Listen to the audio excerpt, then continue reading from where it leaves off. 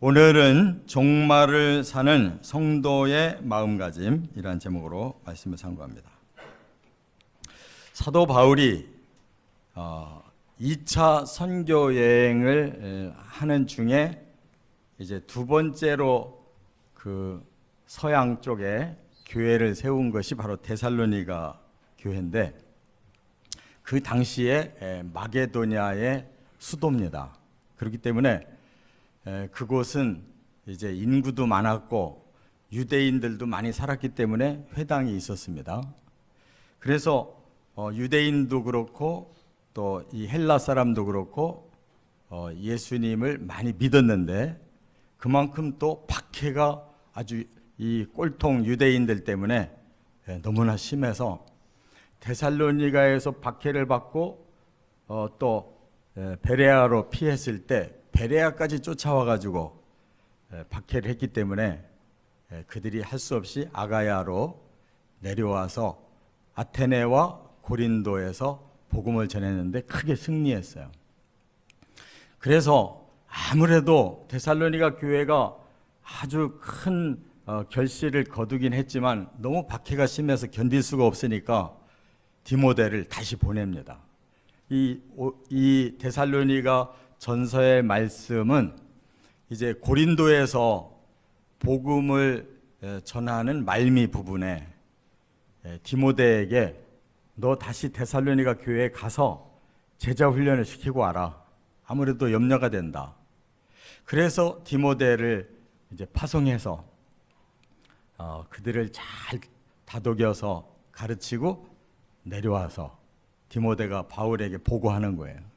그들이 이렇게 신앙생활을 잘하고 있습니다. 그래서 그 교회는 믿음의 역사, 사랑의 수고, 인내, 소망이 있는 교회입니다.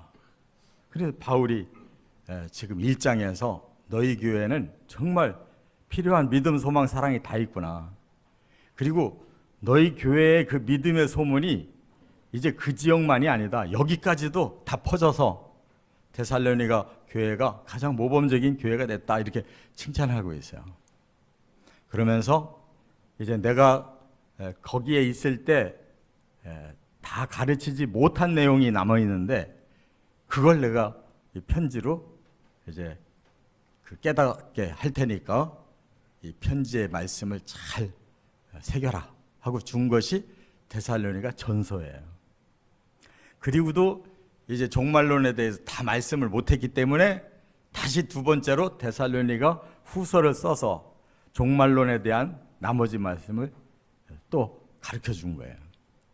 그렇기 때문에 이 데살로니가 교회에 준 전서와 후서는 사도 바울이 그 당시에 가지고 있던 종말론을 다 쏟아서 그냥 한꺼번에 가르쳐 준 이 말씀이기 때문에 오늘날 정말 종말이 가까운 이 때에 가장 적절한 말씀이라는 것을 우리 마음속에 꼭 받아들이시고 깨닫고 이대로 준비하시기를 바랍니다. 그래서 제일 먼저 이제 종말론을 얘기한 것이 2장에 있는데요. 2장 19절 20절에 보면 이렇게 말씀했어요. 우리의 소망이나 기쁨이나 자랑의 면류관이 무엇이냐? 그가 강림하실 때 우리 주 예수 앞에 너희가 아니냐? 너희는 우리의 영광이요 기쁨이니라. 이 말은 뭐냐면 이제 우리는 종말을 살고 있는데 예수님이 강림하시는 날 우리의 진정한 영광과 기쁨은 바로 당신들이다. 이 말은 뭐냐면 데살로니가 성도들이 모두 신앙이 견고하고 확실해서 예수님 강림하실 때 너희가 예수님을 맞이하는 거, 한 사람도 낙오 없이 맞이한다면 너희의 영광과 기쁨은 물론이고 우리 사도들의 영광과 기쁨도 바로 너희들로 인해 얻는 것이다 라고 말씀하고 있어요. 그래서 사도 바울은 정말 종말이 자기 당대에 오는 걸로 알고 있었어요. 그런데 왜 2000년 동안 안 오시느냐? 그때 오셨더라면 우리는 없어요. 천국에 들어갈 기회가 없는 거예요. 그래서 선교 시대의 처음 부분이기 때문에 그때부터 이 마지막 예수님 오시는 날까지는 똑같은 한 세대예요. 왜? 예수님이 그렇게 말씀하셨어요. 너희가 이 세대에 다 볼 것이다 그랬어요. 근데 2000년 동안 그것이 아직 안 왔다는 것은 예수님의 마음과 사도 바울의 마음에 종말은 그때부터 시작해서 구원해야 될 영혼들을 채우기까지 다 한 세대로 예수님 보시고 우리까지 구원하려고 하셨다는 걸 깨달으시기 바랍니다. 만약에 그것이 아니었다면 우리는 열애가 됐을 거예요. 태어나지도 못한 거예요. 그렇기 때문에 우리에게 이 종말의 은혜를 주시려고 이렇게 데살로니가 전후서를 남겼는데 오늘 우리가 이 말씀을 읽고 진짜로 예수님 오실 날이 가까웠어요. 왜? 마태복음 24장에서 예수님이 이 세대가 다 지나가기 전에 그 날이 너희에게 오는 걸 볼 거다 하신 말씀은 여전히 우리들에게 살아있는 이 말씀이고, 그래서 마태복음 24장에서 종말의 징조는 이러이러하니라고 말씀한 것이 오늘날 다 이루어지고 있어요. 전쟁과 전쟁의 소문, 기근과 또 민족과 나라가 서로 갈등하고 대적하고 환난과 박해가 일어나고 성도들이 떠나고 사랑이 식고, 이 세상의 모습이 단 하나도 지금 안 이루어진 게 없어요. 복음이 다 전파되리라. 그때야 그날이 올 것이다 그랬어요. 복음 다 지금 전파됐어요. 그래서 오늘 우리는 정말 이 전 세계적인 이 코로나의 전염병을 다 우리가 앓으면서, 저도 한번 앓았는데 열애 없이 앓으면서 진짜 마지막 전염병의 시대가 바로 이 시대구나라는 걸 우리가 깨닫는다 그 말이에요. 기상의 이변은 지금 세계 곳곳에서 계속 산불이 나고 폭우가 쏟아지고 홍수가 일어나고 태풍이 일어나고 말로 다 할 수 없는 이러한 재앙이 지금 전 세계적으로 퍼지고 있어요. 우리가 영적으로 살아있는 성도라면 예수님의 말씀이 어느 정도까지 우리를 향해서 성취되어 가고 있는가를 능히 깨달을 줄 믿습니다. 그래서 우리 자세가 뭐냐? 종말을 맞이했다면 우리 자세가 뭐냐? 세 가지를 말씀합니다. 첫째, 7절과 8절에 보면 위로와 보람이 있다는 거예요. 정말 주의 날이 다가오고 있구나 할 때 우리 성도의 마음에 뭐가 있어야 되느냐? 위로가 있어야 되고 보람이 있어야 된다는 거예요. 한번 7절 8절 같이 한번 읽어보겠습니다. 이러므로 형제들아, 우리가 모든 궁핍과 환난 가운데서 너희 믿음으로 말미암아 너희에게 위로를 받았노라. 그러므로 너희가 주 안에 굳게 선즉 우리가 이제는 살리라. 사도 바울이라고 뭐 막 여유 있게 대접받으면서 산 게 아니에요. 바울이 가는 곳마다 박해를 받았어요. 그 환난이 임했다고요. 오죽 견디질 수가 없으면 도망가냐고. 그리고 궁핍이라고 그랬어요. 그들은 선교를 할 때 굉장히 가난한 선교를 한 거예요. 그래서 사도 바울은 자기가 직접 천막 짓는 업을 통해서 낮에는 선교하고 밤에는 천막 짓고 그렇게 밤잠을 제대로 못 자가면서 선교비를 쓰느라고 풍성히 먹을 돈도 없었단 말이에요. 우리가 이런 상태에서 당신들의 소식 듣고 믿음이 견고하다는 말에 우리는 위로를 받았습니다.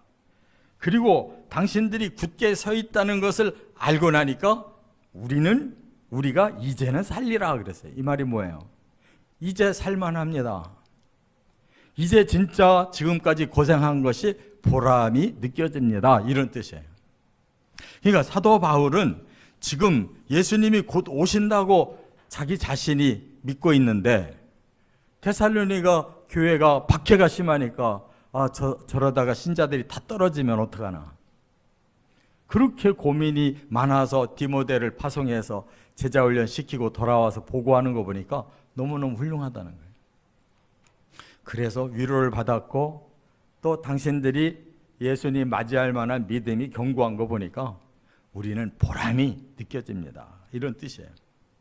그래서 정말 이 마지막 때에 우리 성도들이 다 예수 안에서 한 공동체를 이루고 한 운명으로 우리가 천국을 향해 가고 있다면 서로 위로를 받으시고 서로 보람이 느껴지는 것이 당연할 줄 믿습니다.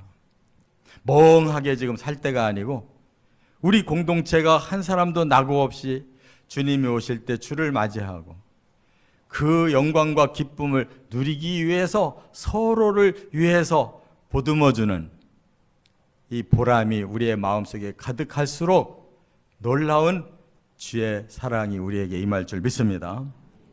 그렇기 때문에 데살로니가 교회도 박해가 심하고 사도 바울도 가는 곳마다 박해가 심하지만 우리는 이 위로와 보람이 있는 이상 걱정할 게 없습니다. 그래서 이 마치 사도 바울의 그 마음은 아버지가 자식을 생각하는 마음과 똑같아요. 지금 데살로니가 교회는 데살로니가대로, 빌립보 교회는 빌립보 교회대로, 아테네는 아테네대로, 지금 고린도는 고린도대로 지금 각각 복음을 전해서 많은 승리는 거뒀지만 항상 위태위태한 거예요. 그래서 그 뒤에는 또 고린도 교회를 향해서 그렇게 간절한 마음으로 전서와 후서를 쓴 걸 보면, 그래서 고린도전서 15장에는 부활장, 부활에 대해서 장장 50절이 넘는 긴 말씀을 주신 것은 그 당시에 예수님 부활하시는 날 우리 고린도 교인들이 거기서 떨어지면 안 된다, 낙오되는 사람이 있으면 안 된다고, 이렇게 아주 그냥 긴급한 마음으로 복음 전한 거예요. 그러므로 우리는 2000년 전에 그 사도 바울의 다급한 마음이 이제는 우리들에게 있어야 된다는 거예요. 지금은 딴 생각할 시대가 아니에요. 얼마나 더 출세하느냐, 얼마나 좀 더 좋은 거 먹고 사느냐, 얼마나 더 좋은 영화를 누리느냐가 지금 중요한 게 아니라고요. 지금은 정말 이렇게 영적 위로와 보람과 그리고 주를 향한 공동체 전체가 하늘을 쳐다보고 주의 오심을 대비해야 될 줄 믿습니다.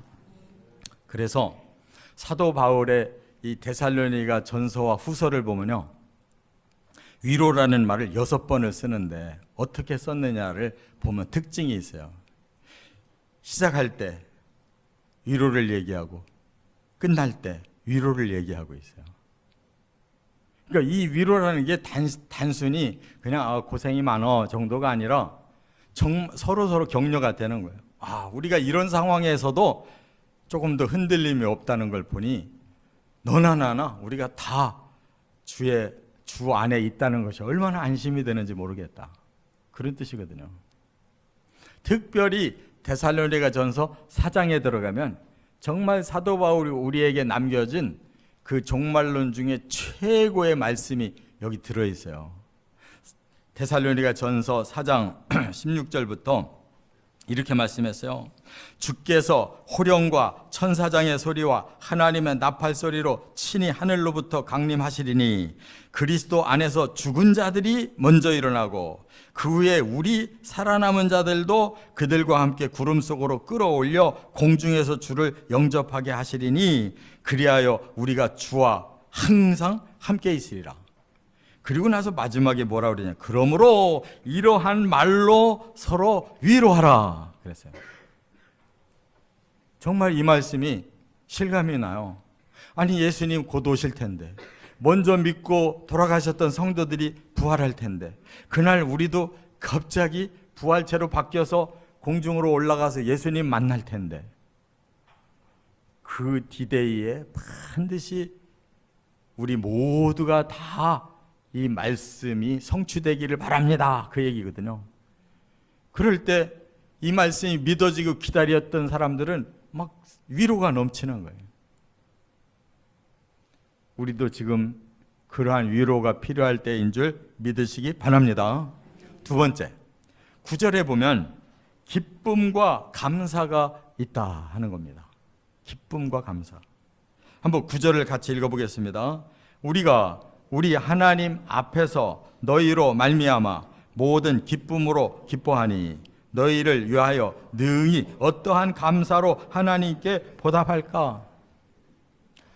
바울은 예수님 임재하시는 것을 아직 보지도 못했는데 마치 그 예수님이 강림하시는 걸 보고 자기가 그 예수님을 맞이한 듯한 그런 마음에 지금 빠져 있어요. 그게 믿음이었어요.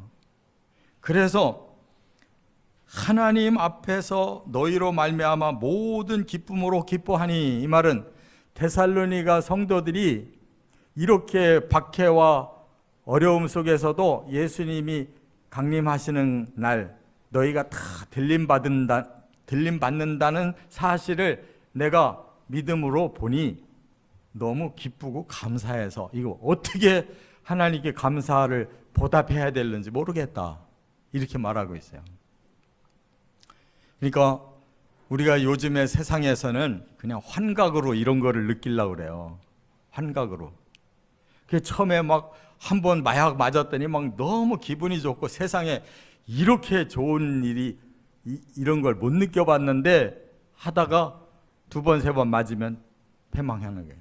그러나 우리는 예수님의 재림을 실감 있게 우리의 마음에 성령으로 느껴질 때 진짜 기쁘고 감사하는 것은 그날까지 변하지 말고 계속돼야 될 줄 믿습니다. 이게 신앙인의 힘인 거예요. 그렇기 때문에 이렇게 우리가 하나님 안에서 기뻐하고 하나님 정말 우리를 구원해 주셔서 진짜 하나님 나라 간다는 게 마음에 믿어지니까 정말 막 너무 감사한 거예요. 이 감사를 뭘로 다 이렇게 표현해서 하나님께 드려야 되는가라고 말할 정도예요. 우리가 죄사함을 받았고 우리가 구원의 이제 증거를 얻었고 우리가 하나님 자녀된 권세가 있고 그리고 천국이 예비되어 있고 예수님만 오시면 되는 거예요.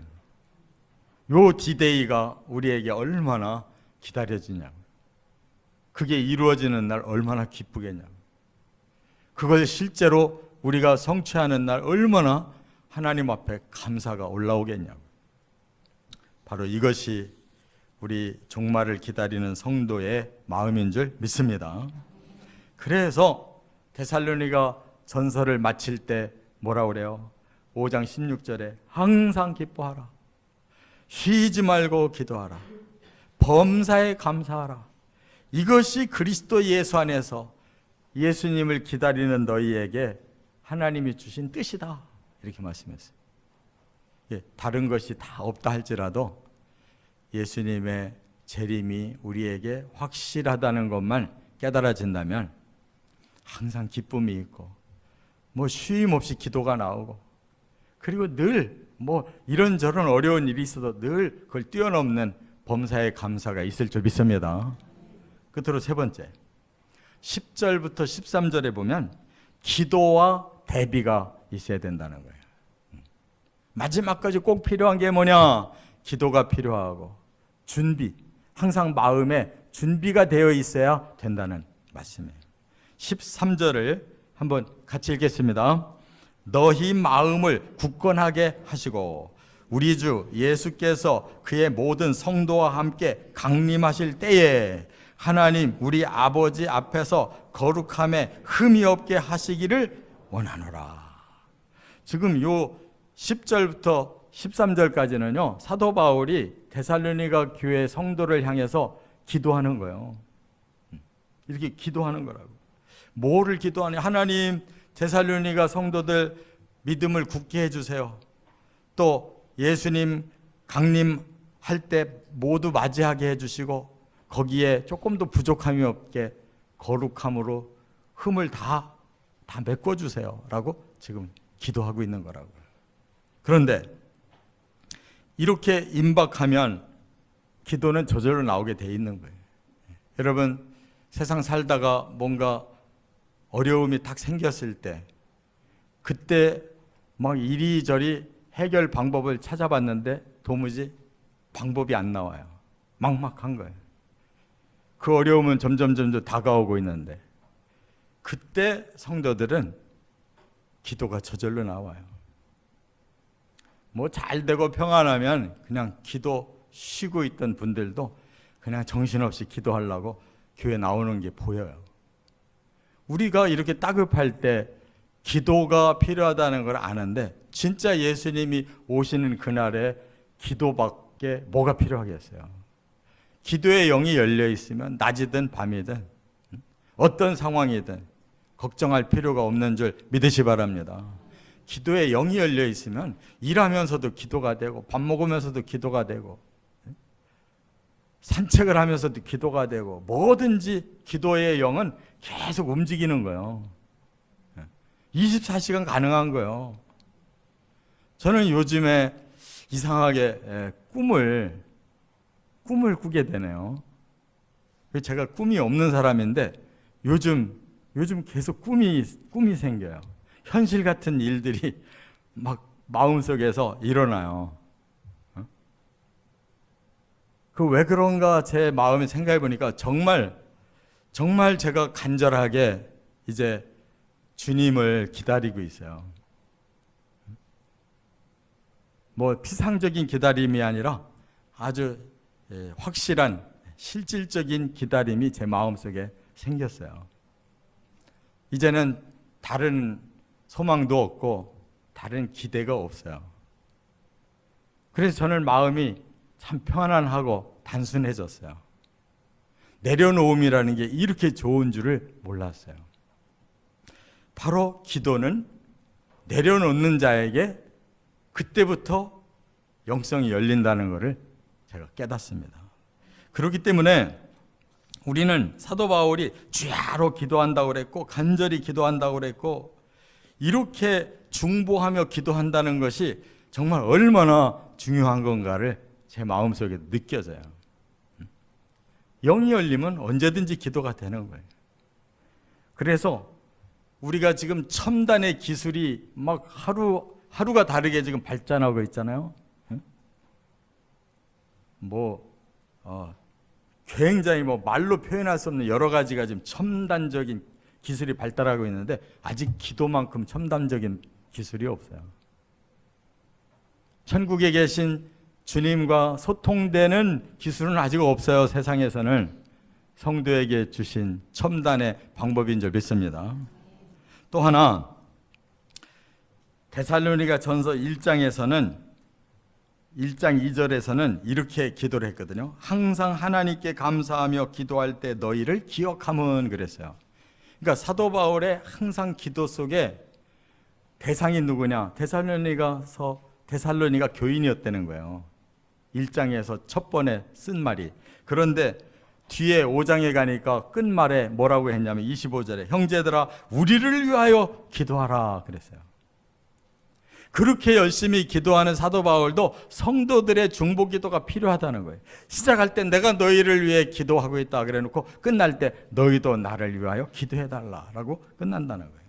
근데 그것만이 아니에요. 데살로니가 후서도 보니까 똑같아요. 데살로니가 후서 1장 1절에는 우리도 항상 너희를 위하여 기도함은 그랬는데 또 끝나는 3장에서는 형제들아 너희는 우리를 위하여 기도하라 그랬어요. 저만 기도하는 게 아니라 여러분도 저를 위해 기도해 주시기 바랍니다.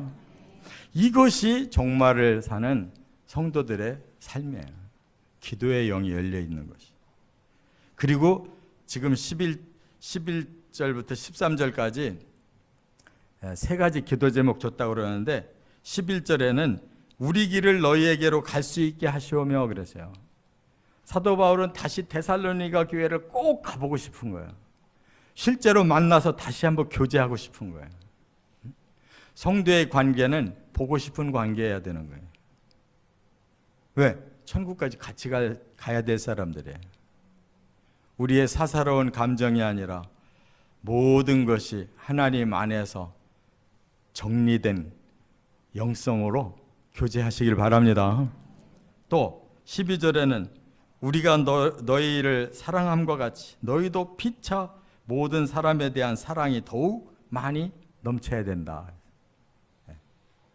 사랑하는 우리끼리만이 아니라 저 넘어 다른 사람까지도 다 사랑의 대상이 돼야 된다는 거예요.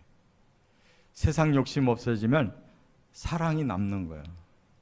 또 하나 13절에는 너희 마음을 굳건하여 모든 성도와 함께 강림하실 때 이랬는데, 모든 성도와 함께 강림하신다는 말이 마치 위에서 예수님과 성도가 함께 강림한다라는 뜻으로 느껴지는데, 이 원어는 그게 아니고 메타, 향하여라는 뜻이에요. 주님이 강림하실 때 누구를 향하여 오시느냐? 성도를 향하여 강림하신다, 그런 뜻이에요. 그러므로 우리는 그날을 잘 준비하고 맞아들일 태세를 갖춰라, 그런 뜻이에요. 할렐루야. 그 좀 하늘 좀 쳐다보고 사시라고. 맨날 땅만 쳐다보고 땅의 것에 분주해가지고 하늘 한번 못 쳐다보고 살아서 되겠네요. 저 하늘 넘어 하나님을 좀 쳐다보시자. 할렐루야. 이젠 정말로 느끼면서 살아야 됩니다. 뭐를? 종말을. 이제 다른 희망이 없어요, 이 세상에. 그 누구도 전쟁을 막을 사람이 없고 핵폭탄을 막아낼 사람이 없어요. 이미 요한계시록에 제가 다 설명해 드렸잖아요. 어느 때쯤 적그리스도가 와서, 어느 때 핵전쟁이 일어나고, 어느 때 마지막 그리스도가 그 악한 자들을 멸망시키는 마지막 심판이 오는지를 다 우리가 순서대로 공부했잖아요. 세상은 옛날처럼 다시 돌아가지 않습니다.